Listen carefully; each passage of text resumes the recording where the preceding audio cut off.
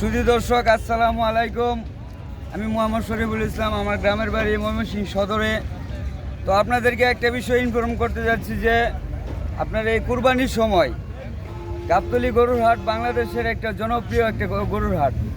এই গরুর হাটে এখন দেখা যাচ্ছে যে বর্তমান যে সময়টা, এই সময়ে কিন্তু গরুর হাটের একদম গরুর সংখ্যা একদম কম। তার মূল কারণ হচ্ছে আমি একজন কৃষক, আমার নিজেরও কিছু গরু আছে। মূল বিষয়টা এই দাঁড়াইছে যে এই যে গত যে সিজনটা গেল, সেই সিজনে কিন্তু মারাই মেশিন দিয়ে অনেকে ধান মারাই করে, যার কারণে ওই বম মেশিন দিয়ে মারাই করলে খড়টা মানে অর্ধেক নষ্ট হয়ে যায়।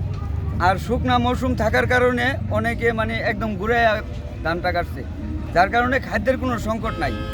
কোনো কৃষকের ঘরে মানে গরুর খাদ্যের কোনো সংকট নাই এবং খাসিরও খাদ্যের কোনো সংকট নাই।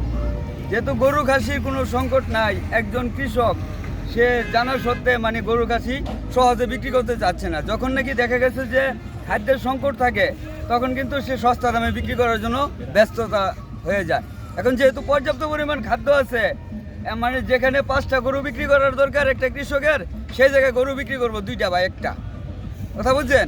আমি নিজেই তো মনে করেন আমার নিজেই গোয়ালিতে 3টা গরু আছে। আমি নিজে 3টার মধ্যে মনে করেন যে ঈদের পরে বেচমু, ঈদের আগে বেচমু না। যদিও একটা বেশি, তারপরে ঈদের পরে বেচমু। আচ্ছা, তাহলে এই সমস্যাটার সমাধান কি? সমস্যাটা এখন সমস্যা একটা এসে সমাধান, আপনারা যারা গরু কিনবেন বা খাসি দুম্বা বা উট কিনবেন, তারা ঈদের আগে যত আগে কিনতে পারবেন ততই লাভবান। যদি মনে করেন পরে কিনবো, দেখে কিনবো, ঠিক আছে, তাইলেই মনে করেন ঠকছেন। এমনকি কুরবানি নাও দিতে পারেন, দিতেই পারবেন না, এমন পাইবেন না। আপনি টাকা লয়ে কি হাঁকড়েন দেখাবেন না কিনিয়া?